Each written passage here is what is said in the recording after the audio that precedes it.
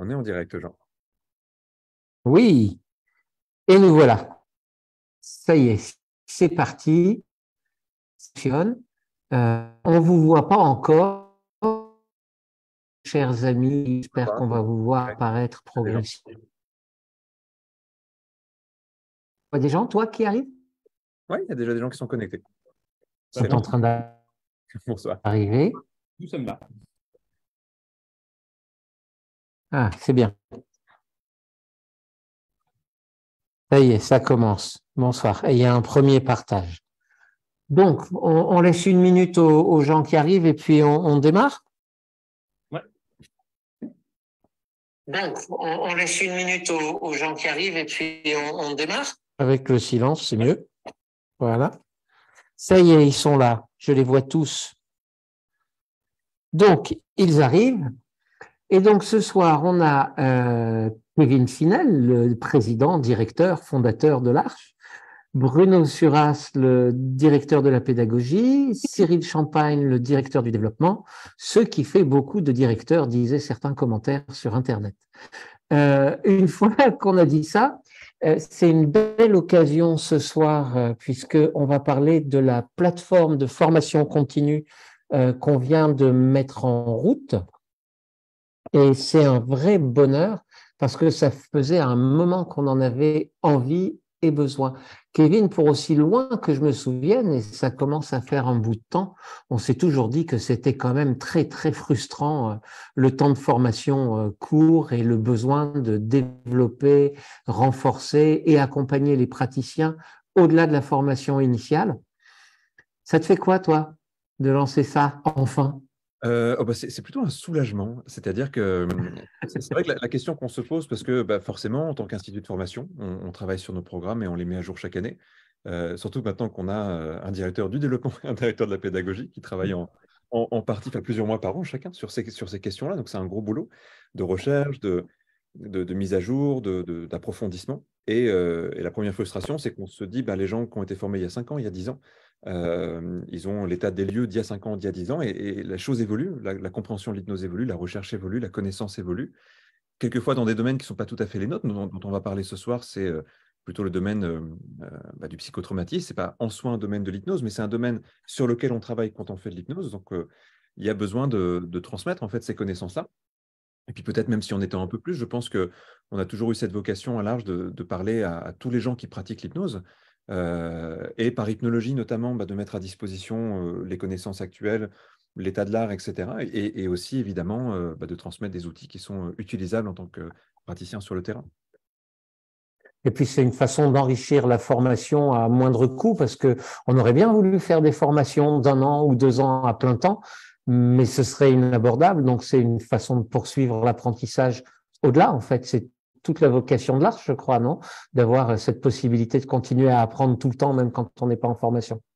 Si je prends une position là de directeur d'école, on est toujours dans un dilemme parce que la logique voudrait qu'on aille vers des cursus un peu plus longs parce qu'il y a beaucoup de matières, mais on est dans un domaine où on est déjà à la formation la plus longue, donc faire une formation encore plus longue, ça nous rendrait difficilement lisible dans le domaine de la formation en hypnose. Si on prend d'autres domaines, je pense que Cyril, par exemple, pourrait parler de la Gestalt qui connaît bien, les cursus sont plus longs. Je pense qu'on va tendre vers ça, hein, parce que je crois qu'aujourd'hui, les gens se disent bien qu'on ne peut pas accompagner quelqu'un avec une formation trop courte. C'est quand même une grosse charge de pouvoir accompagner quelqu'un, mais il y a besoin d'être en cohérence par rapport à l'évolution d'un métier qui est encore en phase de développement. On est dans un métier... c'est étrange l'hypnose parce que c'est à la fois un métier émergent, au sens de ce qu'on perçoit aujourd'hui dans l'activité telle qu'elle existe, et en même temps, c'est une discipline ancienne. Mais on est quand même dans les contraintes des métiers. Alors en plus, tu l'évoquais, Kevin, et ça va être l'occasion pour moi de passer la parole à Bruno.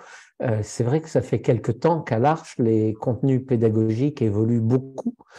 Cyril et Clément, par la recherche, y ont beaucoup contribué. Et puis, Bruno n'a de cesse de faire évoluer la formation. Dans quelle perspective, avec quel but, pourquoi, qu'est-ce que ça apporte, comment tu t'engages là-dedans, Bruno? Alors, avec beaucoup d'énergie, avec beaucoup d'humilité, parce que finalement, moi, Je suis un peu entre les deux, c'est-à-dire que je suis entre les stagiaires, parce que je reste formateur presque à temps complet, c'est vraiment quelque chose qui est important. Donc j'ai en face de moi des formateurs à qui je transfère des compétences et puis des stagiaires. Et de l'autre côté, j'ai le centre de recherche et le centre de développement, donc Cyril et Clément. Et j'ai presque l'impression parfois d'être entre le marteau et l'enclume. En fait, ça me donne un peu tout ça parce que il y a Qui fait le marteau et énormément qui fait de l'enclume? savoir dans le cerveau de Cyril et puis Clément qui vient aussi de récupérer la direction du centre de recherche et tout ça, mais de Cyril aussi. Et toutes ces compétences, toutes ces recherches, toutes ces découvertes, toute cette bibliographie qui est présente. On a une question qui est presque là en permanence, c'est de quelle manière on va pouvoir la diffuser de manière pratique et pragmatique aux stagiaires. Parce que la recherche telle qu'elle est, des fois, elle est froide, en fait, tout simplement, ou elle est trop complexe, ou elle est pas mûre. Des fois, il y a des recherches en disant, tiens, voilà, ça c'est le mainstream, mais on ne sait pas vraiment si c'est vrai. Et on passe beaucoup de temps avec Cyril, et je suis très heureux de passer de temps avec lui pour justement discuter ensemble de ce qui nous semble pertinent. De son côté, beaucoup de choses. Et moi, qu'est-ce qui me semble accessible en fait aux stagiaires et à quel niveau et de quelle manière. Et c'est vraiment un enjeu important parce que sinon, les formations, elles ont tendance à rester statiques. On a tendance à se reposer sur des acquis parce que ça fonctionne, en fait, ce qu'on fait. Et puis, plein d'outils d'hypnose fonctionnent. Mais avec les apports de Cyril et de Clément, on commence à comprendre pourquoi ça fonctionne. Et du coup, on vient épurer les techniques. Et c'est bizarre comme exercice parce que des fois, on va arriver en disant, mais voilà, on vous proposait ce genre de technique, ce genre d'idée, et on pensait que ça fonctionnait comme ça, mais en fait, aujourd'hui, on sait que ça fonctionne plutôt comme ça. Donc, c'est une sorte d'examen de conscience presque permanent. Chaque année, on fait ça. Et donc, c'est beaucoup de plaisir et c'est très intéressant, mais on arrive à une limite qui est que, en fait, les gens qui sont à jour, c'est les dernières personnes qu'on a formées, et ceux qui ont été formés peut-être il y a 1 an, ou peut-être qu'il y a 2 ans, peut-être il y a 10 ans, on fait comment? Et là, on a cette chance d'avoir créé cette formation, de formation continue qui nous permet justement de franchir cet écueil, quoi. J'avoue qu'en tant que formateur, je vais rajouter mon grain de sel, ça fait longtemps que je suis en souffrance quand je vois qu'un certain nombre de personnes cherchent à appliquer des protocoles à des situations, de coller des techniques sur des situations, alors que je crois profondément que ce dont on a besoin, c'est de développer la capacité d'adaptation des praticiens et que pour ça, à part la culture, il n'y a pas vraiment de solution. C'est-à-dire que si on n'a pas une vision large du terrain sur lequel on évolue, c'est compliqué de savoir s'adapter. Ouais, vous êtes à peu près d'accord avec ça? Alors, Cyril, tu es le responsable de cette première formation qui est en ligne sur la plateforme de formation continue, une formation qui est dédiée au psychotrauma. Est-ce que tu peux nous en dire déjà quelques mots quant à l'organisation et quant à l'ambition, avec les limites qu'il y a? Ça va te laisser un grand temps de parole, je pense, vu tout ce qu'il y a à dire. Une formation qui est dédiée au psycho. On a autour de son nom, c'est bon. Par rapport à l'organisation et par rapport à l'ambition, je pense que l'ambition, avant tout, c'est une question d'intention. C'est que les personnes qui viennent s'adresser à des hypnologues puissent avoir en face d'eux des professionnels capables de vraiment répondre dans la limite de leurs compétences. Donc, pour pouvoir répondre dans la limite des compétences, il faut déjà avoir des compétences identifiées, les développer, les tenir à jour. Et puis, il faut pouvoir reconnaître aussi où sont les limites pour éventuellement adresser ailleurs. Maintenant, c'est facile de le dire comme ça pourrait mettre une grosse responsabilité sur les praticiens eux-mêmes. Nous, en tant qu'école, en tant que formateurs, notre responsabilité, c'est d'essayer de répondre à cette question en amont, donc de se dire quelles sont les compétences nécessaires à transmettre. Alors, comme le disait Bruno tout à l'heure, il y a beaucoup de choses qu'on aimerait mettre à jour et on s'est dit, pour cette formation continue, pour cette première édition de formation continue, mettons déjà à disposition pour tout le monde ce qu'on a mis à jour le plus récemment. Par ailleurs, puisqu'on parle là de psychotraumatologie, donc de formation continue sur la question des psychotraumatismes, on sait aussi qu'on a beaucoup de demandes en cabinet sur ces sujets, même si les demandes ne sont pas toujours explicites, parce que le grand public n'a pas vocation de poser des autodiagnostics sur ces perturbations comportementales. Comme tu le disais, Jean, avec un peu de culture sur le sujet, on voit bien qu'il y a beaucoup de demandes qui ressemblent à degrés divers à des conséquences post-traumatiques, on pourrait dire à des comportements ou à des perturbations émotionnelles post-traumatiques. Je pense que l'ambition ici, c'est d'aider en fait tout le champ socio-professionnel à mieux s'y repérer, donc aider les écoles de formation à mieux comprendre ce sujet, bien sûr, aider les praticiens à mieux comprendre ce sujet, son cœur d'application, sa limite, ses périphéries, et puis dans une certaine mesure, aider aussi le public à pouvoir mieux s'y repérer sur les problématiques comportementales, motivationnelles, émotionnelles qui peuvent se développer. Maintenant, tu voulais en termes d'organisation, en termes d'organisation, on s'est demandé quelqu'un qui est déjà sur le terrain, qui est professionnel, moi j'ai tendance à dire professionnel des pratiques et des techniques hypnotiques, de quoi est-ce qu'il a besoin pour se mettre à jour sur ce sujet-là? Moi, je suis assez partisan de la théorie, donc une théorie fondée avec de l'explication sur l'évolution des théories psychologiques, de l'histoire, du contexte. Évidemment, mes collègues, Bruno, Kevin, ils sont plutôt partisans de l'application pratique. Donc, au niveau technique, comment est-ce qu'on applique ces théories? Comment est-ce qu'on peut découper les techniques? Comment est-ce qu'on peut les expliciter? Puis, bien sûr, comme on est dans une pratique à l'arche de pédagogie par l'exemple vivant, eh bien, on a aussi mis ce qu'on pourrait appeler des illustrations de techniques. Traditionnellement, on dit démonstration, mais je ne crois pas qu'on avait envie de démontrer quoi que ce soit. Je pense qu'on avait plutôt envie de vraiment couper des bouts de technique et montrer comment elles s'illustrent dans une relation avec quelqu'un. Pour ça, on a fait un appel à candidature. Donc, pour faire simple, on a vraiment demandé à des gens, si vous vous reconnaissez dans des conséquences post-traumatiques, donc voici, je prends une petite liste qu'on avait dressée, venez parce que nous, on a besoin de volontaires. Donc, tu vois, c'est déjà ciblé, quoi. Hein. C'est pas quelqu'un qui vient en cabinet avec une demande lambda, c'est déjà ciblé. Nous, ça nous permet de montrer sur des types d'applications comment est-ce qu'on peut donner une technique. La limite de ça, c'est qu'on pourrait se dire, oui, mais en fait, c'est un peu trop facile parce que là, on a des personnes qui sont déjà autodiagnostiquées. Ou alors, ça voudrait dire que les techniques, elles s'appliquent à des personnes qui ont déjà pu avoir des connaissances sur le sujet. Donc, on a mis aussi des séances complètement libres où là, on voit un formateur qui est en train d'accompagner une personne qui n'a aucune préparation sur le sujet. Et là, on peut voir non plus l'illustration d'une technique, mais la mise en œuvre de toutes les théories et de toutes les techniques dans une pratique concrète, comme on la verrait en cabinet. Et puis, pour que tout ça, ça puisse être un peu plus lisible, un peu plus clair, parce que dans une séance, il se passe pas mal de choses, on a rajouté des décryptages de séances sous forme de commentaires, où on a repris les séances, on a mis pause sur la vidéo, et puis avec un formateur de l'Arche, on a dit ici, ce qu'on pourrait voir, c'est plutôt telle technique ou telle théorie. Donc voilà comment s'articule la formation entre théorie, technique, séance libre et commentaires de séance. Alors, oui, c'est intéressant, Kevin. J'allais justement... Pardon, Cyril? Non, je te disais, voilà, pour ambition et organisation. Oui, c'est fort synthétique.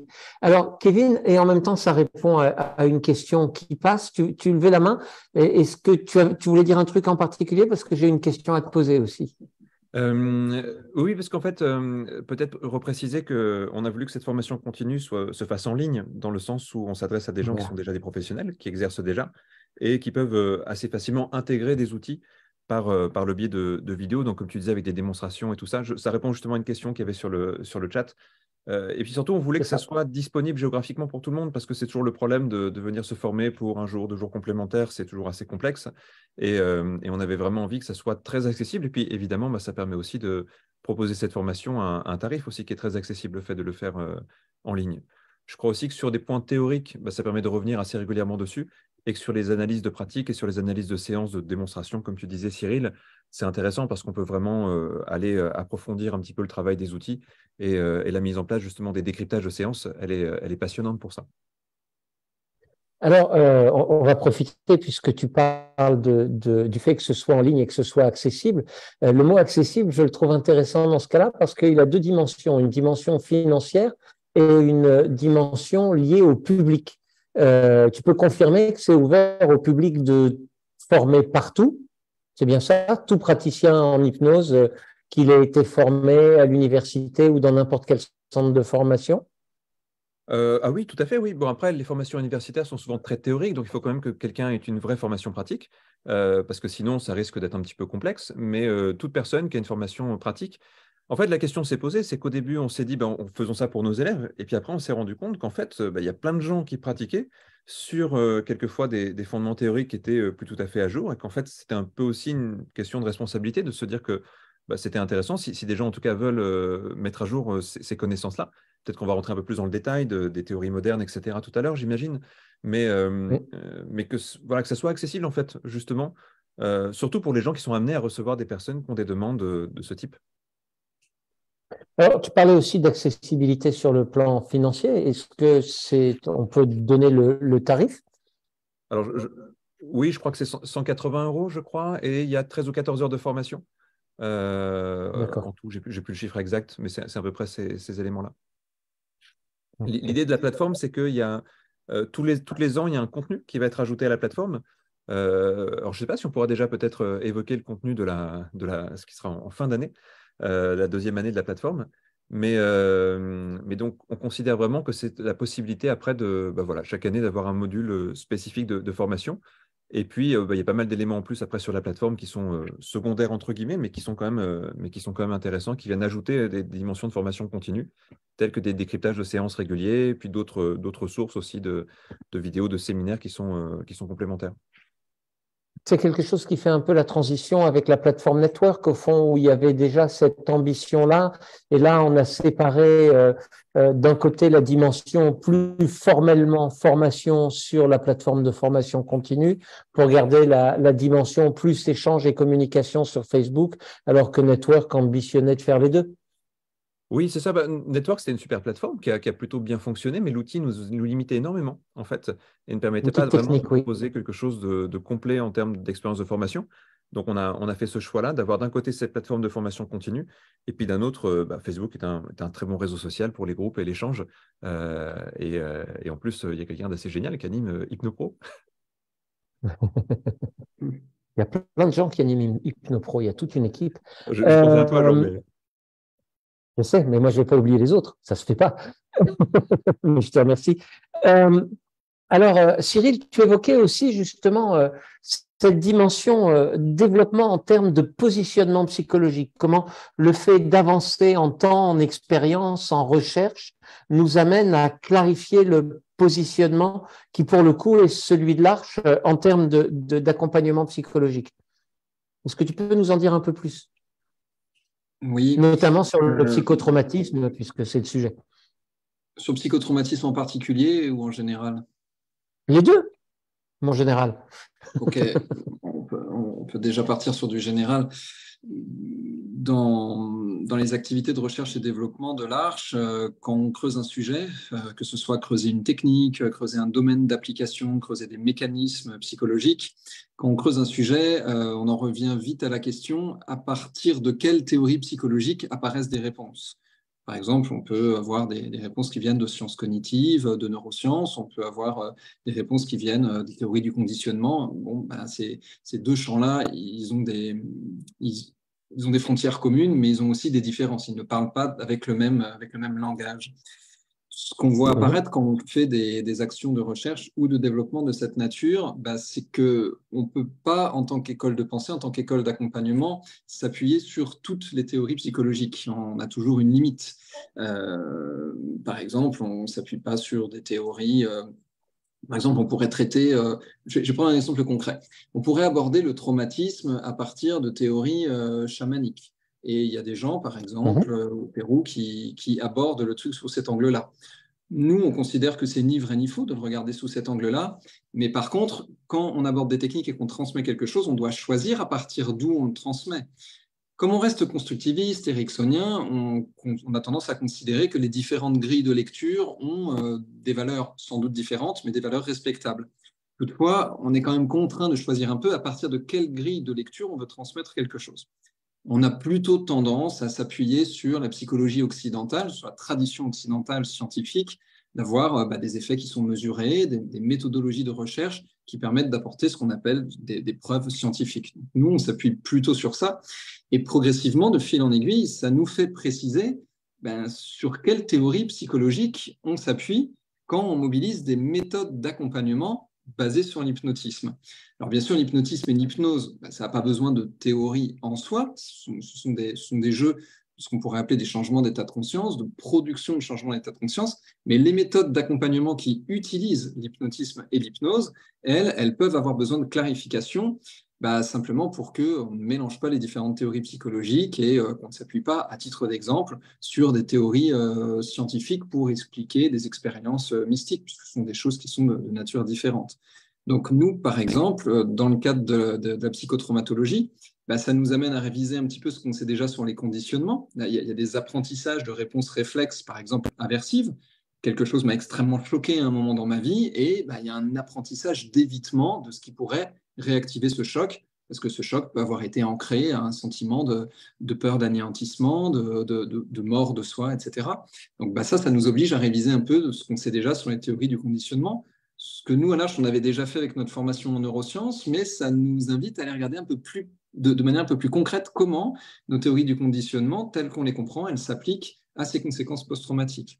De la même façon, il y a des recherches récentes qui reprennent un peu les travaux de Janet, les travaux sur la dissociation, donc la dissociation au sens plusieurs sous-modules de personnalité, on pourrait dire plusieurs, entre guillemets, sous-personnalités à l'intérieur de l'identité.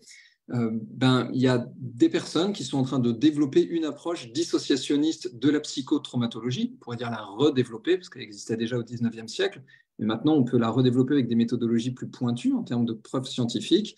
Ces personnes nous invitent à revisiter à nouveau de quoi on parle quand on parle de dissociation, quand on parle d'automatisme, quand on parle d'aspect de la personnalité, quand on parle de division au sein de l'unité du moi, de la mobilisation de l'hypnotisme pour générer des divisions au sein de l'unité du moi, par exemple, pour faire des négociations de parties. Ça nous invite à préciser tous ces positionnements psychologiques qui sont des positionnements quand même assez forts et qui demandent un petit peu d'étayage. Ça me donne envie de faire 2 points, parce que tu disais utiliser l'hypnose pour créer des dissociations, et c'est vrai. Et en même temps, très souvent, l'objectif de ce travail-là, il est de réintégrer des dimensions dissociées de la personnalité, de recréer de la communication là où il y avait souvent des coupures. Une autre chose qui m'a fait sourire dans ton explication passionnante, c'est la façon dont l'Arche avance, parce que si on regarde bien, on a un pied qui est très fort du côté des neurosciences cognitives, c'est-à-dire finalement de l'approche la plus objectivable qu'on ait à l'heure actuelle. Et de l'autre côté, on a un substrat constructiviste qui se fonde sur l'adaptation aux représentations du sujet, ce qui est assez intéressant comme positionnement, puisque d'un côté, on a vraiment ce qu'il y a de plus hard comme science au niveau psychologique, et de l'autre côté, ce qu'il y a de plus subjectif pour accueillir les représentations des personnes qu'on accompagne. Est-ce que tu valides cette façon de l'interpréter? Oui. Ouais. Oui, je valide. Tu vois, les cognitivistes, je ne prends pas part, mais je peux parler en leur nom, du moins de ce que je comprends de ce qu'ils disent. Les cognitivistes diraient, de toute façon, les représentations proviennent d'une activité neurophysiologique, puisque dans leur paradigme, dans leur vision de ce qu'est un esprit humain, donc une expérience humaine, cette expérience humaine ne peut pas exister en dehors d'une activité physiologique. C'est un point de vue, hein, il y en a d'autres, c'est quand même le point de vue dominant dans notre civilisation actuellement. Donc même si on travaille avec la subjectivité de quelqu'un, du point de vue actuel de notre civilisation, il y a quand même un corrélat physiologique à cette subjectivité. Voilà, comme on le dit parfois dans certaines blagues scientifiques, on discute rarement avec des humains qui ont 4 pattes et un seul poumon, tu vois. Donc il y a quand même des limites. Oui, mais dit autrement, je suis complètement d'accord avec toi. Dit autrement, ce qui est amusant, c'est qu'on peut très bien accompagner quelqu'un sur une approche spiritualiste parce que c'est celle qui lui parle. Oui, bien sûr, bien sûr. En fait, il y a 2 types de paradigmes qu'il ne faut pas confondre. Il y a les paradigmes qui servent à créer des méthodes d'accompagnement qui ont des limites et des bases psychologiques choisies, peut-être partisanes, mais sélectionnées.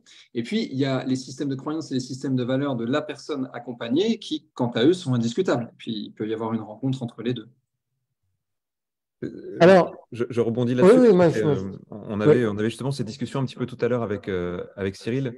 où c'est vrai que dans la tradition ericksonienne, Erickson disait qu'il n'y avait pas forcément de méthode, il y avait simplement de l'adaptation à la personne. Mais en fait, quand on creuse, on peut pas faire comme si on n'avait pas de méthode ou de lien avec certaines théories de la pensée. En fait, on part forcément d'un point de vue, on part forcément d'une méthode, quelque part. Et justement, C'est notre pas comme travail, si Erickson avait été aujourd'hui, psychiatre. en post-ericksonien, ça consiste à essayer d'éclaircir cette méthode-là et puis de la faire évoluer. Enfin, je rebondis là-dessus parce que c'était une discussion qu'on avait ce matin même, justement, et je la trouve en lien avec ce qu'on dit là. Les théories après évoluent, et puis notre rôle, c'est d'être vigilant quand il y a une théorie qui semble mieux étayée ou une théorie aussi qui éclaire son propre fonctionnement, parce que parfois il y a des théories qui fonctionnent, mais on ne sait pas toujours pourquoi. Mais quand justement certaines théories avancent, bah, c'est notre rôle d'être attentif à ça, de voir comment ensuite on peut l'appliquer, à la fois en termes de transmission de connaissances et puis de transmission d'outils sur le terrain. Et une petite question sur la dimension de cette formation au psychotraumatisme aussi en ce qui concerne les limites. Parce que l'approche du psychotraumatisme, elle peut aborder aussi bien les petites blessures de la vie quotidienne qui sont sous-jacentes à pas mal de problématiques, qu'elles peuvent amener à se poser des questions sur l'accompagnement d'un syndrome de stress post-traumatique ou sur un trauma complexe. Ça mérite peut-être aussi de pointer où s'arrête la limite de notre proposition ici. Cyril, Kevin, Bruno? Ouais, je veux bien répondre en tout cas en partie à ça. Déjà, la première chose, c'est que quand on a pensé cette initiation au psychotrauma, notre volonté, c'était pas du tout de créer une formation sur le psychotrauma. En plus, en termes de trauma, il en existe de plein de types, on en parlera un peu tout à l'heure, mais nous, on se targue pas d'être des psychotraumatologues. Il y a vraiment des choses qui sont compliquées, il y a des choses qui ont besoin d'être assistées par toute une équipe médicale. Mais ce qu'il faut noter, c'est que les gens qu'on forme et qui s'installent après, ils ne les choisissent pas leurs clients, en fait. À un moment ou à un autre, les clients arrivent. Et si on n'a pas les outils pour percevoir, en fait, comment se déroule la problématique de la personne, en fait, on est aveugle et on peut faire des choses qui sont inadaptées à la personne. Donc, avoir une initiation au psychotrauma comme avoir une initiation à la psychopathologie me semble super importante parce qu'on va être face à des gens comme ça qui vont peut-être réactiver certains traumas. Donc peut-être que la première chose, c'était de se dire, de toute façon, les gens qui s'installent en tant que hypno, mais en tant que toute autre forme d'accompagnement, peuvent être face à des gens qui ont été traumatisés. Et s'ils sont complètement démunis, le sujet n'est pas forcément en sécurité. Donc, la première chose, peut-être, c'est vraiment une question de sécurité pour nos sujets et pour les personnes qui s'installent. Voilà comment ça fonctionne un psychotrauma. Voilà les types et voilà les limites dans lesquelles on a besoin de passer la main et avec plaisir passer la main. Moi, je pense que c'est une question d'éthique, à un moment donné, de reconnaître que là, ça fait plus partie de notre scope. On a besoin d'être aidé, il y a besoin d'avoir une équipe plus large où c'est carrément pas du tout mon travail. Là, c'est plutôt de l'ordre du médical, quoi. Cyril, tu as envie de réagir aussi? Déjà, je vais vraiment dans le même sens que Bruno. Même s'il n'y a que un personnel soignant qui est habilité à poser un diagnostic, il me semble utile d'avoir une connaissance théorique des catégories diagnostiques pour pouvoir calibrer si on est apte ou pas à travailler avec quelqu'un. D'autre part, en effet, dans la question de la traumatologie, c'est large. Ça nous demande d'étudier quels sont les événements qui peuvent traumatiser, quelles sont les conséquences potentielles.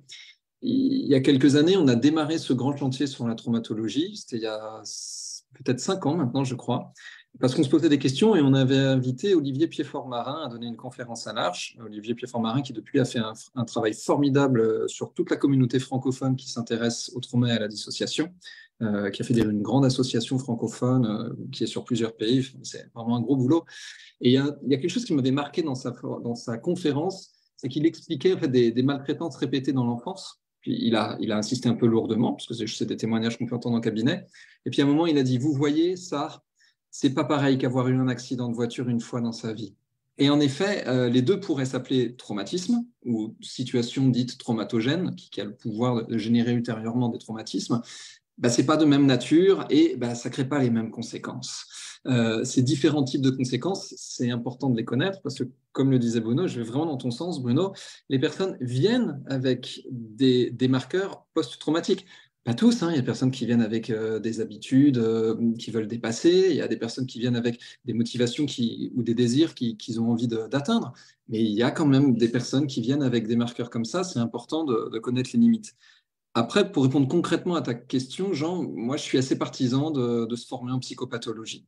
Je pense que ce sera toujours vain pour une école d'essayer de mettre une frontière en disant là, tu peux travailler, là, tu peux pas travailler, qu'une espèce d'autorité qui met des marqueurs comme ça extrêmement... Non, je pense que c'est pas si simple que ça. Donc bien sûr, nous, on a une responsabilité à pointer les endroits où on va mettre des limites, des garde-fous, des warnings. Après, je pense quand même que c'est à la responsabilité des accompagnants de se former en psychopathologie. Si on prend les anciennes nomenclatures, pour voir où est la frontière entre le névrotique et le psychotique, là où c'est psychotique, ça ne concerne plus quelqu'un qui a une formation en hypnose d'accompagnement. Quand on était en train de préparer la soirée avec vous trois, on évoquait aussi, notamment avec Kevin, que de toute façon, en ce qui concerne le trauma complexe, les formations manquent, quel que soit le secteur d'activité, au fond. Tu as envie de réagir là-dessus, Kevin, puisqu'on parlait de nos intervenants psychiatres aussi? Oui, bien sûr, avec plaisir. Bon, déjà, peut-être, le mot complexe, il faut qu'il soit compris dans ce qu'on appelle le trauma complexe. Ce n'est pas juste que le trauma est complexe avec la définition de l'adjectif habituel, c'est qu'il correspond à une nomenclature particulière. Et nous, la limite qu'on s'est mis, justement, en tant qu'école, où on forme des accompagnants qui ne sont pas psychiatres ou qui ne sont pas psychologues cliniciens, c'est de ne pas travailler sur le trauma complexe. En tout cas, on donne cette indication à nos stagiaires que le trauma complexe, s'ils identifient quelque chose qui relève de cette nature-là, eh bien, c'est à déléguer à quelqu'un dont c'est la compétence. Mais ce qui est intéressant, c'est que quand on va voir des personnes dont ça devrait être la compétence, eux-mêmes disent ne pas être formés. C'est-à-dire qu'aujourd'hui, on a très très peu de gens qui disent « mais moi, je suis formé pour accompagner le trauma complexe ». Donc, non seulement ça nous rend encore plus légitime à dire à nos élèves n'allez pas sur ce terrain, c'est très... c'est pas que c'est dangereux, c'est qu'en fait, voilà, ça demande un autre type de travail, un autre type de savoir. Mais je pense qu'aujourd'hui, il y a un gros problème de formation en France sur ça, puisque même des psychiatres chevronnés nous font ces retours-là en disant on ne se sent pas bien outillé, on ne se sent pas bien formé. Et c'est une vraie problématique qui dépasse largement notre cadre, là, pour le coup. Maintenant, pour revenir vers ça, donc on distingue les traumas simples et les traumas complexes. Encore une fois, un trauma simple, ce n'est pas forcément un trauma simple, c'est un trauma qui se différencie du trauma complexe. Peut-être qu'on pourrait rentrer un peu dans le détail de ça si ça intéresse les gens. Mais Ce serait bien. c'est une énorme partie des demandes qu'on va avoir en cabinet. Il y a même en fait ce qui est sous-traumatique, mais qui peut quand même relever d'outils qui sont de même nature. C'est une des grandes questions qu'on a à l'Arche aujourd'hui, c'est comment essayer de définir ce qui est clinique et sous-clinique. Parce qu'on a besoin de se démarquer justement du niveau médical, de poser notre frontière. C'est ça qui nous permettra de mieux discuter avec le domaine médical. C'est ce qui nous permettra aussi de donner la légitimité à notre métier. Et c'est vrai que je pense que la plupart des gens traversent dans leur vie des éléments qui peuvent avoir une atteinte sur eux, des accidents de vie, des épisodes de vie difficiles. Ça peut amener des réactions traumatiques, mais plus ou moins affirmées, plus ou moins marquées. Et en fait, beaucoup de demandes en cabinet sont de cette nature-là. Il y a besoin de connaître un peu les marqueurs, de se poser certaines questions. Et puis, il y a aussi des éléments de théorie qui aujourd'hui sont connus, donc qu'on a besoin de transmettre. Et finalement, l'intérêt sur le psychotraumatisme est assez récent dans l'histoire de la psychologie occidentale. Donc c'est aussi normal que les théories évoluent fortement en ce moment. Ce n'est pas encore un domaine qui est même à maturité. Enfin, je ne sais pas ce que tu en penses, Cyril, mais j'ai l'impression qu'on est encore un peu au début de ce travail. Oui, je pense qu'il y a eu une grande phase d'approche de ce travail conséquente dans le début du XXe siècle, qu'après, d'autres travaux ont pris le dessus. On pourrait dire comme s'il y avait eu, entre guillemets, des thèmes plus à la mode. Et aujourd'hui, on a une deuxième vague vraiment approfondie. Un peu comme si, à nouveau, on avait un effet de mode ou comme si on arrivait à plus facilement en parler. Peut-être aussi que des tabous sociaux se sont levés et qui permettent de plus facilement aborder ça et en parler dans les institutions. On a une grande difficulté quand on parle de trauma simple ou de trauma complexe, c'est que par exemple, un grand nombre des traumatismes qui interviennent dans l'enfance sont en fait des traumatismes complexes dans le sens où ils se produisent sur une très longue période, parfois pendant tout le développement de l'enfant, en particulier quand ils sont dans un milieu où il y a des violences physiques ou psychiques, et ça vient poser effectivement plein de questionnement sur les frontières d'une catégorie à une autre. Et on l'évoquait, puisqu'on a eu la chance la semaine dernière d'avoir Evelyne Josse en ligne, il nous manque encore une catégorie qu'on évoque peu, mais qui est importante, c'est le trauma qui est encore en cours. Dans plein de situations de maltraitance, et particulièrement des traumas complexes, le trauma, quand la personne vient nous voir, est encore en cours et on ne peut pas travailler de la même façon dans ce cas-là. La traumatisation est toujours en cours. Oui, oui, non, mais c'est sûr, le domaine est suffisamment vaste pour que il y ait besoin de prendre du temps pour en parler. Encore une fois, là, comme le rappelaient Kevin et Bruno, nous, là, on a proposé une mise à jour de contenu qui fait déjà la durée de 2 jours de formation en présentiel. 14 heures de contenu, c'est déjà, c'est déjà un temps précieux en formation, alors que là, c'est juste la partie recevoir de l'information. Il n'y a même pas encore la partie où on serait en tant qu'opérateur ou dans une situation d'apprentissage, etc., avec des feedbacks de formateurs pour avoir une progression pédagogique. Bon, 2 jours comme ça, nous, on a appelé ça initiation à la psychotraumatologie, pas formation niveau expert.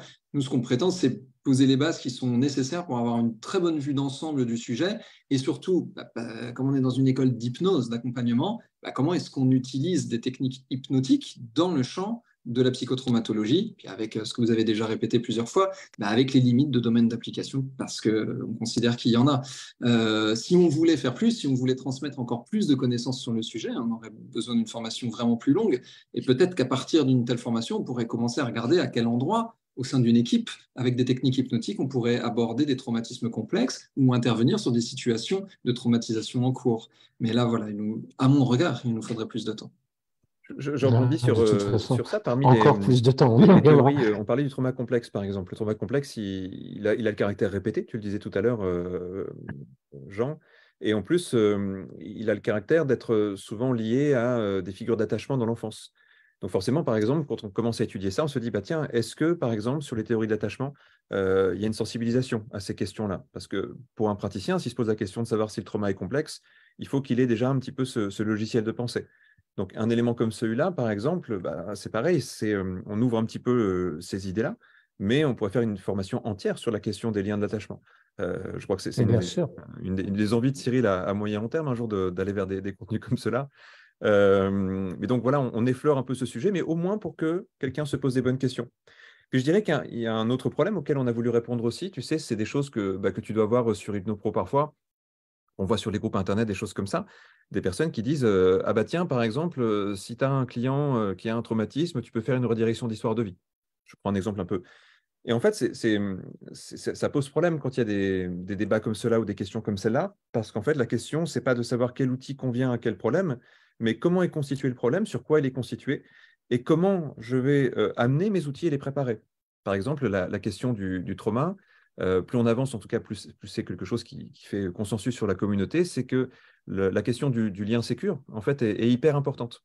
Et qu'en fait, une technique comme une redirection d'histoire de vie, s'il n'y a pas eu la préparation d'un lien sécure, risque au minimum de ne pas très bien fonctionner, voire même de créer quelque chose d'assez confrontant pour la personne et pas de manière très utile et constructive. Donc voilà, c'est le genre de questions auxquelles on a voulu répondre en planchant sur cette formation. Il y en a d'autres, mais...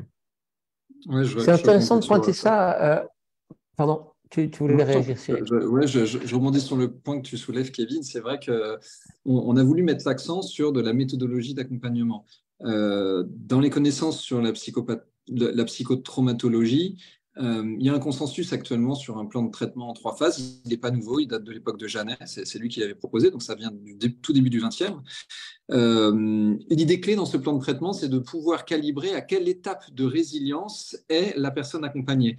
Et là, on voit bien qu'un script ou un même pas des scripts, mais un protocole pour répondre à un type de situation traumatique ou de comportement post-traumatique, ça ne marche pas. Si la personne est encore dans des mécanismes d'évitement extrêmement forts, ce n'est pas la même chose que si elle a travaillé sur ça par un dispositif ou par un autre et qu'il ne lui reste plus que la dernière page de sa résilience à tourner. Et là, on voit qu'il y a vraiment besoin de clarifier des choses en termes de méthodologie, en termes de vraiment rapport à la spécificité du client. On a tendance à dire spécificité du client au sens comment est-ce qu'il fonctionne. Par exemple, avec des typifications psychologiques ou des techniques comme les métaprogrammes, etc., pour regarder comment est-ce qu'il est configuré, comment est-ce qu'il fonctionne. Mais il n'y a pas que son fonctionnement, il y a aussi son niveau de résilience, son degré de résilience dans un chemin de résilience qui est déjà bien cartographié. Je pense que ça, c'est quelque chose qui est minimisé pour l'instant. Il y a quelque chose qui était marquant. Hier, j'étais en train de faire une séance de supervision et je voyais quelque chose qui se répète souvent et qui est justement lié à la pratique de l'hypnose telle qu'elle est attendue dans l'esprit des gens, c'est que ça doit aller vite. Et c'est malheureusement parfois même une dimension qui vient de la demande du client, que ça aille vite, en particulier d'ailleurs dans cette période où le pouvoir d'achat étant ce qu'il est, les gens n'ont pas forcément envie de partir sur des accompagnements longs parce que ça représente un investissement important. Or, un élément clé qui est très souvent oublié dans la pratique de l'accompagnement pour le psychotraumatisme, c'est ce temps de stabilisation aussi qui est indispensable, que la personne ait le temps de se poser, qu'elle ait le temps de se sentir en sécurité, non seulement dans le lien avec son opérateur ou son accompagnant, mais aussi en sécurité avec ses propres ressources. Et c'est là qu'on rejoint effectivement cette idée de chemin de résilience. C'est à vouloir aller trop vite, parfois on fait plus de dégâts qu'autre chose parce que on met les gens dans une situation d'insécurité supérieure à celle où ils étaient avant d'être accompagnés. Donc c'est vraiment important de réaliser l'importance de la sécurité, pas seulement relationnelle, mais aussi interne de la personne quand on veut amener quelqu'un à aller un peu plus loin dans son travail de résilience, justement. C'est assez frappant. Et malheureusement, c'est presque une des tares de l'hypnose telle qu'elle est perçue, que cette idée que ça doit nécessairement aller vite, alors que le temps est important pour construire de la confiance et de la sécurité, aussi bien avec l'accompagnant qu'avec soi-même. Vous êtes d'accord avec mes élucubrations? Oui, oui, tout à fait. En fait, c'est vraiment quelque chose qui, de manière générale, est associé à l'hypnose. L'hypnose est une thérapie brève. C'est un peu comme ça qu'on l'a décrit. Mais entre thérapie brève et thérapie instantanée, il y a quand même une grande différence. Moi, des fois, en discussion avec mes clients, parce que forcément, on continue à consulter pour être au contact de ce qui fait notre métier, hein. Ouais, on n'est pas chez McDo, en fait, voilà, c'est pas de l'instantané. Et en particulier sur la gestion du trauma et du psychotrauma, où on sait que la relation de confiance et de sécurité est primordiale, ouais, c'est dangereux en fait de chercher à aller vite. Il y a plein de choses aussi qui existent dans l'esprit populaire quand un diagnostic de trauma est posé ou est auto-posé par la personne. Il y a des croyances qui se viennent en disant, mais de toute façon, pour dépasser un trauma, il faut forcément que je le revive et que je le dépasse. Aujourd'hui, c'est pas du tout sûr ça en fait, hein. Donc il y a des gens qui effectivement se disent tiens, j'ai besoin d'être face à toute l'émotion, de la traverser comme si je traversais un océan de difficultés, mais aujourd'hui il y a rien, et Cyril pourra me corriger peut-être, qui vient valider absolument ce point. Il y a stabilisation, peut-être réintégration que ma vie a continué depuis et tout un tas de paramètres, mais revivre le trauma, c'est pas forcément nécessaire pour s'en sortir, et avant d'y être capable, d'accord, avant que ça soit sécure d'y être amené, il faut avoir rassemblé toutes les ressources, je vais appeler ça comme ça, de stabilisation, avoir travaillé sur le péritraumatique, et peut-être qu'il sera nécessaire, peut-être, d'y aller dans le trauma, mais peut-être pas. Peut-être qu'avoir travaillé sur le péritraumatique et avoir travaillé sur notre stabilisation et sur notre accès à pouvoir imaginer un avenir plus gai, je dis ça un peu comme ça facilement, ça suffit. Donc voilà, tout ce qui est catharsis, tout ça, se reprendre toutes les émotions en dur et tout ça, ça me semble pas forcément une idée, enfin un chemin qu'on ne doit pas éviter. Mais c'est surtout que si on doit prendre ce chemin-là, ça se fait vraiment tranquillement. Il y a une fenêtre de tolérance, c'est un peu comme ça que je l'appelle. Cyril l'appelait un peu différemment tout à l'heure. Mais voilà, une personne qui vient voir qui est traumatisée, il y a une fenêtre de tolérance et cette fenêtre, on a besoin de la percevoir, de la calibrer. Et parce que si on n'est plus dans la fenêtre, si les émotions, on est débordé ou si la personne est complètement dissociée, c'est juste retraumatiser la personne potentiellement. Et c'est un peu ce qu'on a essayé de mettre dans cette formation en initiation du psychotrauma, c'est que c'est qu'à défaut de soulager complètement la personne, c'est pas lui faire du mal. On est très bien. On a plein d'outils pour bien stabiliser. En hypnose, on est très très bon là-dessus. Et oui, il y a un certain nombre de traumas qu'on va pouvoir accompagner. Mais on n'est pas pressé, quoi. Et si la personne nous presse, c'est en fait, moi j'ai mon cadre en tant qu'accompagnant. Si vous n'êtes pas satisfait de mon cadre, il y a peut-être d'autres personnes, hein, mais moi c'est quelque chose que j'aimerais faire passer aux gens qui sont ici et qui verront cette vidéo. Il y a un cadre et en particulier là, je pense qu'il faut être assez le poser et le décrire, quoi. Voilà, j'étais un peu long, je suis désolé. C'est quelque chose qui me touche. Non, c'est super. Il y a un élément supplémentaire à ajouter d'ailleurs, c'est qu'il y a aussi une dimension psychosociale dans ce qui fait traumatisme, parce que les représentations des autres, la manière dont on est perçu, la manière dont il y a une attente à notre réaction à tel ou tel événement, fait qu'on a aussi besoin de remettre du sens, y compris dans nos interactions avec autrui et avec la culture dans laquelle on vit, de façon à pouvoir intégrer les expériences qu'on a vécues dans son propre récit de vie. C'est un élément qui, parfois, est essentiel en amont ou en aval. Cyril, est-ce que tu as envie de rajouter quelque chose sur tout ça? Parce que on s'était dit qu'on ferait 40 minutes, on les a déjà dépassées, ce qui ne m'étonne pas, ça prouve qu'on est passionné par ce qu'on fait. Et puis, Kevin a aussi des choses à rajouter, et puis il y a quelques questions. Donc, Cyril, tu voulais rajouter quelque chose, toi, à ce stade? Non, je pense qu'on a fait le tour de ce qui me paraissait être les points clés. Alors, Kevin faisait un signe.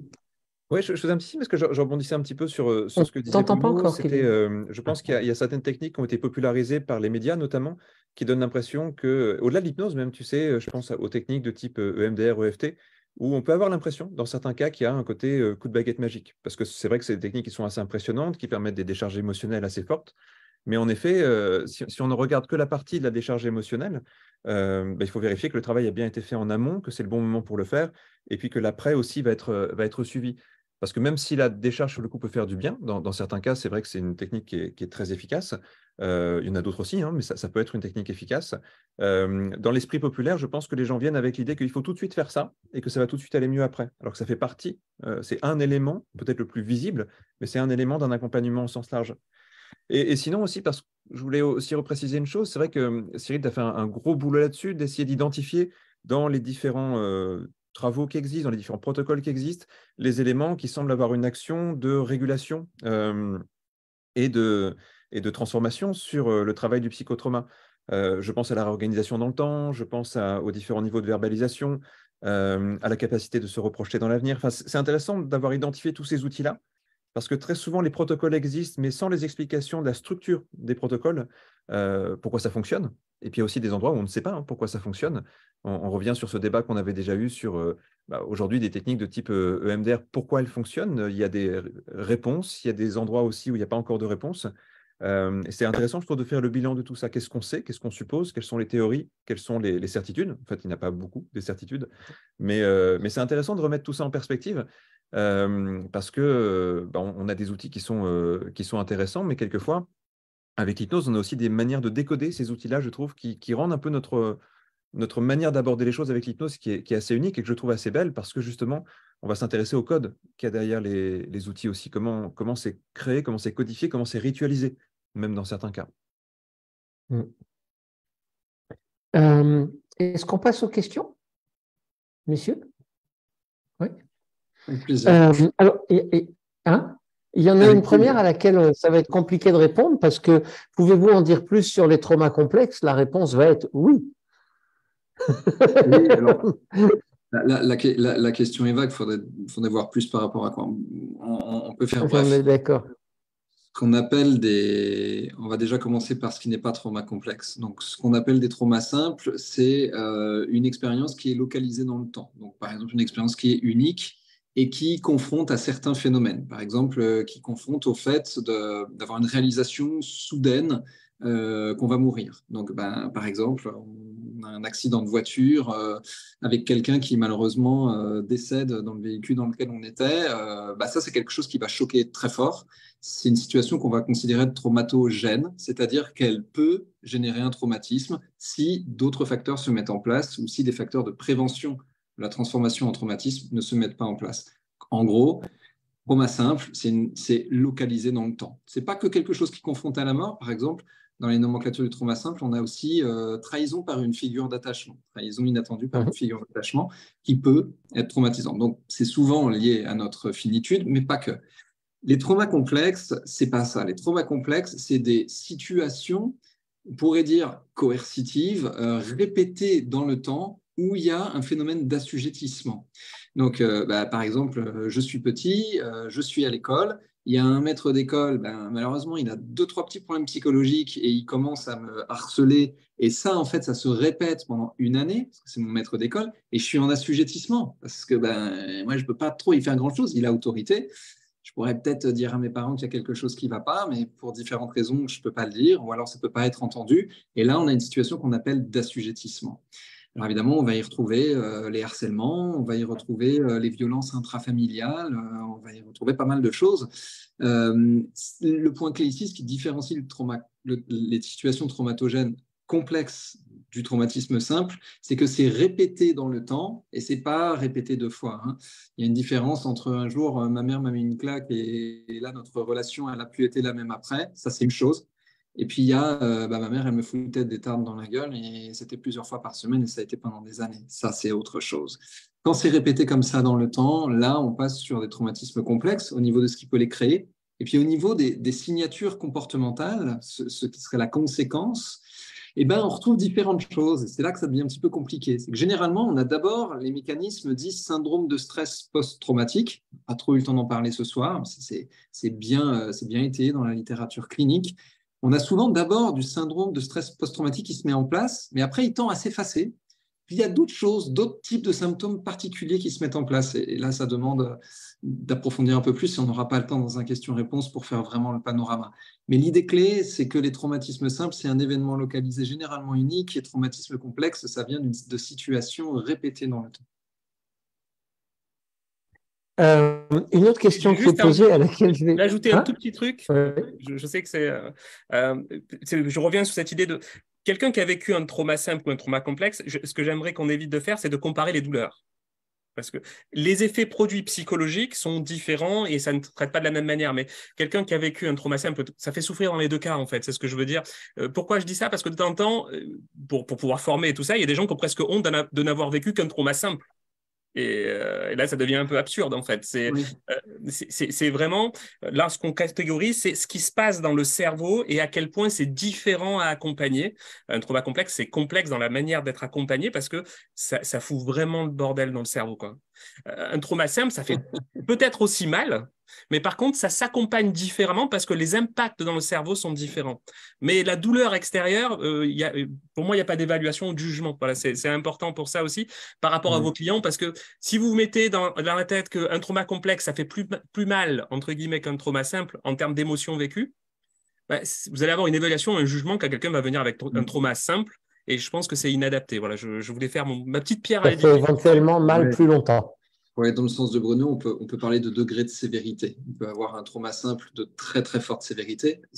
La sévérité qu'on va considérer, c'est pas ce qu'on pense de la situation traumatogène, c'est le degré de réponse post-traumatique. Et puis on peut avoir des traumas simples de très faible sévérité. Francine Shapiro, qui a été la première théoricienne de la technique EMDR, elle disait même il y a des choses, en fait, c'est même pas traumatogène, mais c'est de sévérité vraiment faible, mais on retrouve quand même les marqueurs post-traumatiques, mais à degré moins sévère. Là, on pourrait, elle disait, c'est des traumatismes avec des petits t. Donc, c'est là qu'on voit en effet qu'il y a une différence entre ces nomenclatures et puis les degrés de sévérité. Peut-être pour une autre la question. complexité dans le trauma complexe, elle vient du fait que ça touche forcément à la construction identitaire. En plus, très souvent, ça se passe dans l'enfance, parce que les figures d'assujettissement, elles sont beaucoup plus fortes à cette époque-là. Et donc, ça pose toute la question, quand on parlait tout à l'heure du besoin de sécurité pour travailler sur les traumas. Quand la sécurité n'existe pas chez la personne, parce qu'en fait, elle n'a pas connu la sécurité, par exemple, par rapport à ses parents, par rapport à ses figures d'attachement, créer de la sécurité avec un inconnu qui est un accompagnant, c'est une question majeure. Et en fait, c'est là que l'enjeu est très important et qu'on doit avoir des outils très étayés, très approfondis pour pouvoir quand même créer de la sécurité avec quelqu'un qui ne sait peut-être pas ce que c'est un état de sécurité. Et parfois, quelqu'un qui va même se défendre, voire devenir agressif, parce qu'il vit la sécurité comme une menace. Ça fait partie de l'apparence de la sécurité. Ça, ouais. En particulier, on pourrait multiplier les exemples et je pense qu'on en a tous en cabinet. Une autre question qui est posée, que je trouve intéressante, si vous avez des billes pour répondre, c'est où en sont les neurosciences vis-à-vis de l'EMDR? Cyril? Je pense qu'il y a j'ai pas l'état de l'art clairement en tête. Il me semble qu'au niveau neuroscientifique, on a des bons étayages, donc des bonnes justifications de qu'est-ce qui se passe dans le cerveau quand on est dans des protocoles EMDR. J'ai en tête en tout cas qu'il y a une équipe à Bordeaux qui a fait des tests sur le tracking oculaire, parce que tu sais, dans les pratiques originelles de l'EMDR, on faisait beaucoup de suivi oculaire. Ils ont fait du tracking oculaire sur les souris. Donc là, quand c'est avec les souris, c'est pas trop biaisé par la croyance de la souris. Enfin, on suppose en tout cas. Et ils ont quand même des bons résultats. Maintenant, ce qui est un petit peu délicat, c'est que l'objectivation neuro, in fine, ça ne fait que montrer qu'est-ce qui se passe dans le cerveau quand on fait quelque chose. Ça ne nous explique pas par quel mécanisme cognitif ou psychologique passe une efficacité. Donc voilà, mais pour résumer, il y a beaucoup de débats sur le sujet actuellement. Il y a des débats sur l'efficacité de l'EMDR. On sait qu'il y a une efficacité, mais par où elle passe et quels sont les leviers clés qui génèrent cette efficacité, c'est toujours en débat actuellement. C'est une communauté qui est très ouverte à la réflexion, à l'ouverture sur des questions nouvelles et au débat sur l'efficacité, pas simplement parce que c'est tenu par des hommes et des femmes qui sont intéressés par le fait de pouvoir aider autrui, quoi. Donc qu'on comprenne comment ça fonctionne les techniques. Et au niveau neuro, il y a pas mal de choses qui sont proposées, mais qui ne règlent pas cette question d'efficacité. Donc voilà, si c'est d'autant plus complexe. Je vous invite à regarder un peu plus sur Google Scholar, c'est le Google des papiers universitaires. Scholar comme scolarité en anglais, et de regarder un petit peu plus, ça vaut vraiment le coup de creuser. En tout cas, ça amène des questions très intéressantes pour des accompagnements.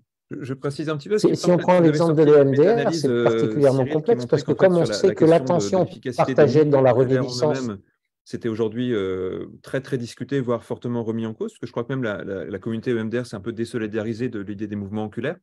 Aujourd'hui, la question, c'est la question de la bilatéralité. Avec des études qui ont tendance à montrer que ça peut être un facteur intéressant et d'autres non. Je crois que c'est aussi assez partagé sur cette question-là. Et ça revient toujours à cette question éternelle dans l'hypnose, c'est on fait quelque chose qui marche, mais dans ce qu'on fait, quel est l'élément qui fonctionne? Et aujourd'hui, on a des hypothèses qui sont peut-être différentes des hypothèses des créateurs, des créatrices de l'EMDR. On a peut-être par exemple l'hypothèse qu'il y a la question de la double attention qui est peut-être plus importante et qui n'était pas peut-être soupçonnée au début du travail sur l'EMDR.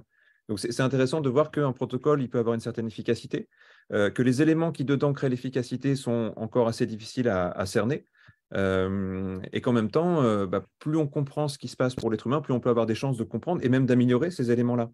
Aujourd'hui, le problème, c'est que si un protocole est figé à partir de croyances, on risque peu de l'améliorer. Et ce qui est à saluer, c'est quand une communauté arrive à remettre en cause, à remettre sur la table quelque chose, que c'est vrai que le MDR, il y a mouvement oculaire dans le MDR. Et d'avoir le courage de se dire, bon, on a nommé une technique, mais finalement, son nom donne une fausse attribution des éléments par lesquels elle opère, mais il y a besoin de l'étudier, il y a besoin d'étudier le fonctionnement pour savoir sur quoi ça fonctionne. Je trouve ça assez courageux. Pour revenir à la plateforme de formation continue elle-même, il y a une question qui m'a fait sourire, mais je vais vous la poser. C'est est-ce que les décryptages seront régulièrement renouvelés? Alors, ma première réponse serait non, on ne va pas les renouveler parce qu'ils n'ont pas de date de péremption. Ils vont probablement se multiplier. Mais je vous laisse répondre. Alors, il y a deux choses sur la plateforme. Il y a le contenu annuel. Donc là, cette année, c'est Psychotrauma avec 13-14 heures de formation sur le psychotrauma, dont des séances décryptées, des outils étudiés. Donc ça, c'est une première chose. Mais il y a des bonus sur la plateforme de formation continue, et notamment, il y a des décryptages de séances qui sont faits par Aurélie Janot, qui est une des formatrices de l'Arche, qui là ne sont pas que sur psychotrauma, qui sont des décryptages qui peuvent être quelquefois sur des points théoriques, techniques de l'hypnose. Et ça va être quelque chose qui est proposé de manière assez régulière. Pour les gens qui connaissaient Network, il y avait déjà les décryptages d'Aurélie qui étaient très, très appréciés parce qu'ils viennent vraiment voilà, rentrer un petit peu dans les détails techniques. C'est vrai qu'on parle surtout de psychotrauma ce soir, mais en fait, c'est le gros élément de la formation continue, mais il y a plusieurs ensuite contenus réguliers. Et puis même sur psychotrauma, il y aura d'ici automne, hein, je crois, dans le plan, un deuxième grand contenu sur une nouvelle notion, avec à nouveau un grand set d'heures de travail vidéo, de mise à jour. Et là, il y aura de nouvelles, sans doute, séances décryptées, mais sur les outils qui seront traités cette année. Enfin, l'année prochaine, du coup. Une autre question qui dit, quand vous parlez EMDR, vous parlez aussi rythmo. J'ai envie de répondre oui, les principes sont les mêmes. Il y a à la fois une dimension d'attention partagée, une dimension de reconstruction du sens, et les mécanismes sont très proches, en fait. Tu peux dire ça? En fait, oui, tu sais, en fait, EMDR au début a été une marque déposée. Donc les gens qui ont voulu utiliser des protocoles similaires ont dû trouver des noms différents pour en parler. Il y a des gens qui ont appelé ça de plein de manières différentes, mais c'est vrai que la base reste à peu près la même, je crois, avec des petites spécificités différentes. Mais en tout cas, on parle de l'ensemble des techniques qui mobilisaient, en tout cas dans leur première génération, la question des mouvements oculaires, et puis qui progressivement se sont détournés de la question des mouvements oculaires pour avoir une vision un peu plus globale. Ok. Les amis, on doit être très, très complet parce qu'on a assez peu de questions. Est-ce que vous avez envie de rajouter quelque chose et qu'on conclue du coup? Moi, j'en profite pour dire, il me semble, mais je dis peut-être pas de bêtises, je vais peut-être faire la plus grosse bourde de trucs, que sur la plateforme d'HypnoPro, il y a aussi tous tes cabinets publics. Ouais. Donc, en plus, sur cette plateforme, moi, je suis contre appeler cette plateforme avec des bonus, en fait, parce que je trouve que chaque élément est important. Je ne sais pas quel est le bonus. Certaines personnes, peut-être, s'inscriront en termes de formation continue juste pour des décryptages de séances. Pour d'autres, juste des cabinets publics, parce que c'est quand même un formidable moyen de voir de l'hypnose déployée de manière artistique ou précise. Ça dépend des jours et de la... Et je sais pas, moi, de ce qu'a mangé Kevin le midi, je sais pas comment il décide ça, je sais pas trop. Et effectivement, il y a les contenus qu'on va mettre à jour avec Cyril, et c'est un vrai plaisir parce que là, on est vraiment embarqué dans ce système-là en se disant, ben voilà, chaque année, on va produire ensemble une mise à jour remarquable de notre programme qui va donner lieu à une proposition de formation continue. Cette formation, en fait, on la pense à chaque fois pour forcément des gens qui ont fait l'Arche, mais on essaie de la rendre la plus accessible possible, par exemple en explicitant un certain nombre de termes techniques, parce que peut-être qu'en tant qu'école, on utilise des termes techniques qui nous sont propres. Pendant le travail qu'on fait avec Cyril, on essaie de décrire chacun des termes qu'on utilise pour qu'une personne qui connaisse un peu l'hypnose, parce qu'on est quand même dans l'hypnose d'accompagnement, puisse s'y retrouver et puisse y retrouver son bonheur et comprendre comment évoluer. Donc, il y a tout ça dans cette plateforme. Je ne sais pas quel est le bonus de cette plateforme. C'est vraiment quelque chose qui va donner des dizaines et des dizaines et peut-être même des centaines d'heures assez rapidement de points de vue hypnotiques. Et voilà, pour moi, c'est quelque chose qui va être une formidable source d'inspiration. Tu sais, Bruno, comme bonus, ça veut dire bon en latin, on peut se dire qu'il n'y a que du bon. Je voulais préciser une toute petite chose pour expliquer un petit peu le fonctionnement qu'on a. En gros, il faut imaginer que chaque année, on met à jour un grand point de cours de notre formation. Parfois des points de cours secondaires, mais en tout cas un grand point de cours de notre formation. Le parcours, c'est quoi? C'est que Cyril, aussi avec Bruno, à la pédagogie, avec le centre de recherche aussi, ils vont sélectionner un point qui mérite d'être rénové en fonction d'un travail. Ce n'est pas non plus juste une intuition. Il va y avoir plusieurs mois de travail sur ça pour accumuler de la donnée, aller regarder les auteurs, aller confronter, aller regarder dans d'autres domaines comment c'est travaillé. Ensuite, il y a un effort de synthèse. Ensuite, c'est le travail de Bruno de passer ça déjà dans l'équipe. On forme notre équipe avant tout. Ça, on commence par former donc, tous les intervenants qui sont à l'Arche. Puis on réforme nos programmes, puis on met ça sur la plateforme de formation continue. C'est-à-dire que c'est vraiment un processus continu. Alors pourquoi dans ce sens-là? Parce qu'on réforme nos programmes, on valide en fait que ça fonctionne bien. Et puis après, ça concerne les stagiaires de l'année en général. Par exemple, pour Psychotrauma, tous les stagiaires qui ont été formés jusqu'à l'été dernier, à partir de l'été dernier, je veux dire, ont la nouvelle version du programme de formation continue.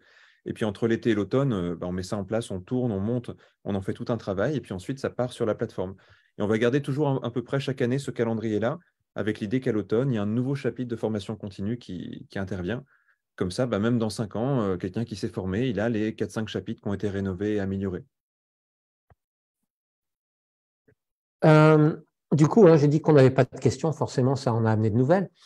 Il y en a une qui nous ramène vers le psychotrauma, que je trouve intéressante à poser, même si on l'a déjà un peu abordé, peut-être pour répondre de manière synthétique, et puis peut-être une dernière sur la plateforme. Sur le psychotrauma, on nous demande quelle différence, quels paramètres à prendre en compte pour distinguer les problèmes dans la vie des traumas. Alors, je voudrais juste rappeler que trauma, en grec, ça veut dire blessure, et en même temps blessure avec une dimension d'effraction, de surprise, et qu'on pourrait se dire que d'une certaine manière, toute blessure est un trauma si on en restait à l'étymologie. Maintenant, la notion de psychotraumatisme, elle s'est beaucoup développée avec l'observation du syndrome post-traumatique. Donc, il y a un certain nombre d'éléments cliniques. Je te laisse répondre un peu plus précisément, Cyril, si tu veux. C'est quand même Oui. ta responsabilité. Ça marche. En effet, en fait, tout ça, c'est des questions de nomenclature. Mais les nomenclatures, elles sont toujours étayées par des marqueurs. Ce qui va faire psychotraumatisme, ce qui va faire qu'on va considérer qu'il y a psychotraumatisme, et soyons clairs, n'importe qui peut dire « moi je ne suis pas d'accord sur la définition, j'ai une autre définition ». Chacun sa définition, moi ça ne me dérange pas, mais il y a des définitions qui se font consensus dans la communauté de la psychologie appliquée, donc on appelle généralement psychothérapie. Dans ce consensus, ce qui fait psychotraumatisme, c'est le fait qu'il y ait 2 éléments. Une situation qui a des marqueurs traumatogènes, je vais en dire quelques-uns après, on en a déjà parlé tout à l'heure, et des comportements qui sont considérés comme post-traumatiques. Donc, qui sont conséquents à cette situation traumatogène. Donc, on est bien en train de parler d'un lien d'effet à cause, en l'occurrence un lien de cause à effet, d'une situation traumatogène bien recensée vers des marqueurs comportementaux, émotionnels, cognitifs bien recensés aussi. Pour les situations traumatogènes, on en a déjà un petit peu parlé tout à l'heure. Il y a principalement les chocs qui sont liés à la réalisation de la finitude. C'est souvent en assistant à la finitude d'autrui, ça tape un peu fort. Mais il n'y a pas besoin, par exemple, d'en être témoin direct. Le fait d'avoir des récits aversifs répétés, ça peut aussi être situation traumatogène. Donc, je vous donne un exemple concret.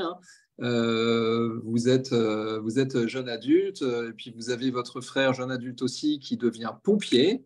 Et régulièrement, le week-end, quand il vous retrouve, parce que c'est votre frère et que vous entendez bien et vous aimez bien vous raconter votre vie, il vous raconte les trucs qu'il ramasse sur les autoroutes après les accidents. Et petit à petit, vous vous mettez à avoir des signatures post-traumatiques.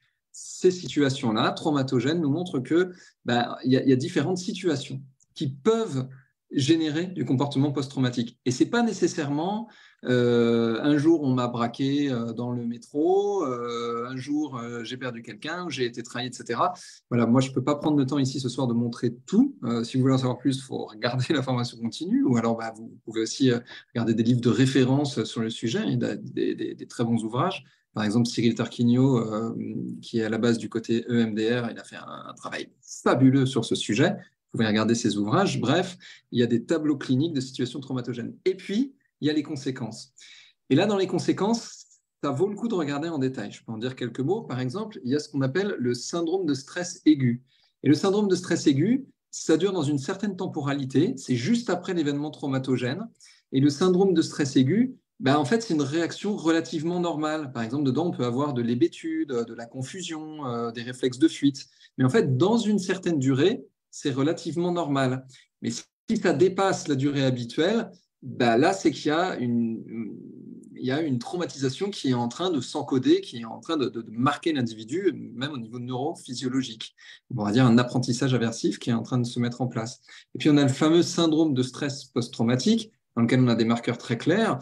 Il y a des marqueurs cognitifs, il y a des marqueurs comportementaux, par exemple fuite, évitement. Dans les marqueurs cognitifs, on a les fameuses reviviscences, comme les flashbacks qu'on peut avoir éveillés. D'un seul coup, la situation traumatogène nous revient et on ne se sent pas bien. Ou alors les fameux cauchemars répétitifs, qui sont d'autres types de reviviscences. Bref, il y a différents types de marqueurs. Et une des clés du symptôme de stress post-traumatique, c'est qu'il s'incruste sur une durée longtemps après l'événement traumatogène. Je crois qu'on considère qu'il est là quand on commence à avoir des marqueurs au-delà de 1 mois. Et puis, bien sûr, il y a un des grands trucs du syndrome de stress post-traumatique, c'est que souvent, il y a un laps de temps entre la situation traumatogène et l'émergence du syndrome de stress post-traumatique. Il peut y avoir un temps, même long, pendant lequel il ne se passe rien. Et là, les dissociationnistes vont nous dire qu'en fait, c'est parce qu'il y a une division de la personnalité, des mécanismes d'évitement, avec une part émotionnelle qui a été complètement mise en évitement. On ne s'est pas rendu compte que dans ce laps de temps, on avait des mécanismes émotionnels qui s'étaient éteints, que pendant ce temps-là, il y a une autre partie de l'identité qu'on va appeler apparemment normale, qui marche super bien, sauf qu'elle ne se rend pas compte qu'elle essaye d'éviter tout ce qui se connecte à l'événement traumatique. Pour en dire plus, il faudrait aller regarder vraiment plus en détail. L'idée clé ici, moi, c'est que je suis assez d'accord avec la personne qui pose la question. Où est la frontière? Je trouve que la question est très bien posée. Où est la frontière entre ce qui serait officiellement psychotraumatique et officiellement, ça ne le serait pas, ce serait juste des difficultés dans la vie? Là, on est obligé de s'appuyer sur des nomenclatures et des frontières pour pouvoir mieux comprendre comment accompagner le premier cas ou le deuxième cas. Merci Cyril. Pour les amis qui sont en ligne et ceux qui sont à l'écran, je voudrais terminer avec 2 questions pratiques sur la plateforme. La première question, c'est une question purement pratique sur la technique d'une personne qui en est à 11 heures, mais avec un indice de progression qui s'affiche toujours à 0. Alors, c'est une remontée technique, je ne sais pas. Moi, je vais déjà proposer un truc, c'est parfois il faut vider le cache du navigateur. Il n'est pas à jour pour prendre en compte un marqueur. C'est possible en tout cas. Mais dans ces cas-là, il suffit d'envoyer un petit mail à Large pour savoir comment débloquer le code. Savoir comment faire. Après, comme c'est un élément secondaire. Voilà, premier élément. Et deuxième élément, à partir de quel niveau on peut suivre cette formation? Alors c'est pas une question de niveau, c'est une question de pratique. Je pense que ça s'adresse à des gens qui pratiquent, tout simplement. Le niveau, c'est complexe parce qu'on pourrait dire pour l'Arche, à la limite, pour nous, c'est des gens qui ont fini leur cycle 1 et qui pratiquent ou qui sont en cours de cycle 2 et qui commencent à travailler, à recevoir des personnes. Maintenant, dans chaque école, la nomenclature est un peu différente. Donc, des personnes qui sont formées à un travail d'accompagnement et qui commencent ou qui ont de l'expérience, parce qu'on peut avoir 5 ans d'expérience sans avoir vraiment abordé la question du psychotraumatisme. Ça dépend de ce sur quoi on travaille, comment on travaille. Mais qui en tout cas sont confrontés à des demandes de ce type-là ou souhaitent se diriger vers ça. Mais voilà, ça demande une formation quand même assez solide parce qu'on ne revient pas évidemment sur la technique hypnotique, par exemple, on considère qu'elle est acquise.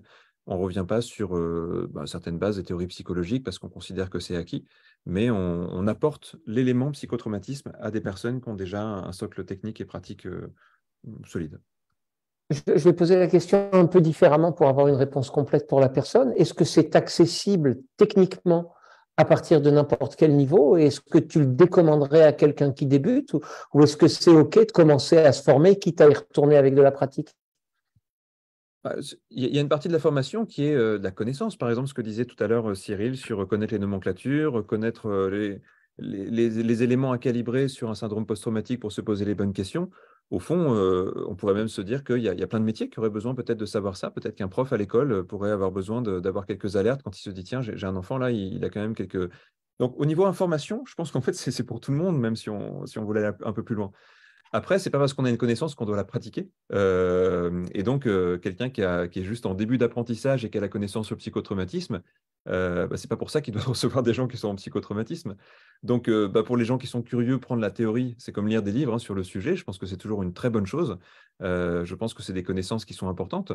Moi c'est une conviction que je dis souvent. Je pense qu'il y a des bases théoriques de la psychologie humaine que tout le monde devrait connaître. Tu vois, aujourd'hui, on dit c'est bien que les gens aient des formations au premier secours. Oui, en fait. Mais par exemple, voilà, savoir détecter des éléments où on se dit, tiens, il y a quelque chose qui est assez bizarre dans la psychologie de la personne qui est en face de moi. Je pense que dans certains cas, ça peut changer des vies, donc ça, c'est positif. Non, après, pour vraiment se servir de ce socle de connaissances et le mettre en pratique, de toute façon, s'il n'y a pas des bases solides en hypnose, ça ne reposera sur rien, donc ça ne serait même pas efficient, ça ne pourrait pas vraiment s'en servir, parce qu'on part du principe que les gens connaissent déjà un certain nombre de techniques, en fait, pour accompagner. Et puis après, là-dessus se rajoute quelque chose. Donc, je dirais que quelqu'un qui a fini une formation, qui a fini un cursus de formation et qui commence à pratiquer, logiquement, doit avoir les éléments pour pouvoir bénéficier de cette formation. Et de la plateforme, de manière générale. Est-ce que vous avez envie de rajouter quelque chose ou est-ce qu'on salue nos sympathiques auditeurs? Cyril, Bruno, Kevin? Je pense qu'on a fait le tour. Je suis heureux qu'on ait réussi à rester synthétique, parce que je crois qu'il y avait beaucoup de choses à dire. Donc, ça me va d'en rester là. Bruno? Je fais mon tour. Hein.